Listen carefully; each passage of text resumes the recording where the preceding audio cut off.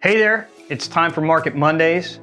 Happy Martin Luther King Day to everybody. Just because it's a holiday doesn't mean that we're taking a break from getting you the information that you need to know about the Hilton Head Island real estate market. So this week we're going to start off as we always do with inventory. We had 34 new listings come on the market this week. Last week we had the same thing, 34 new listings. And this same week last year we had 64.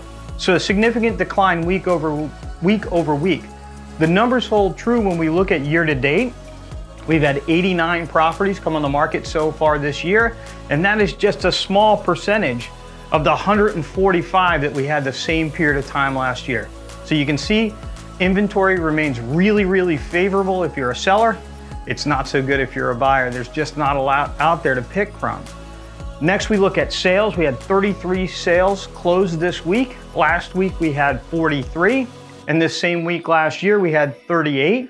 So sales are down a little bit over the same period of time last year, but now we'll look at the year-to-date numbers and you'll see we're almost at the same numbers.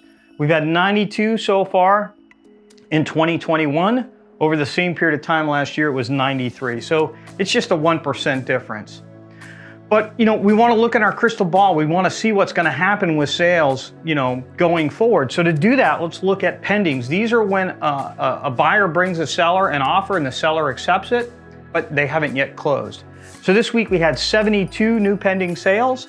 Last week we reported 67, but here's the big difference. This week last year, it was 47. The really great difference is when we look at the year-to-date numbers though. Year-to-date, we've had 157 properties go under contract. During the same period of time last year, that was 92. So 59 property difference.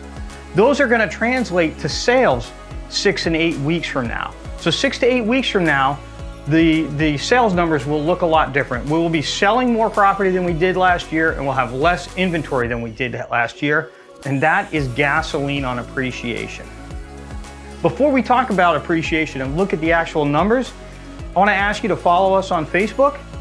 And if you're watching this video on YouTube, I ask that you subscribe and that you smash the notification bell so that you know the next time the video drops.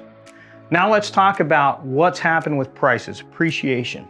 So far this year, the average selling price is $612,615. Over the same period of time last year, significant difference. $453,568. That's a 35% difference. Now, we're just a couple weeks into the year, and what you need to know is the time that we're looking at for last year, the 453,000 that we're reporting there, that was before the market took off. Our market really took off in April, May, and June. So the numbers that we're looking at, to be completely fair, was before the market really took off. I don't think we've appreciated it at 35%. I think we're probably more in the 25% range, but it's still really good. Now we'll finish it up with cumulative days on the market, as we always do.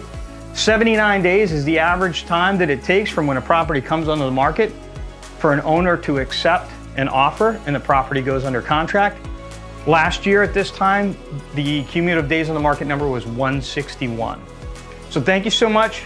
Have a great Martin Luther King Day, and we'll see you next week.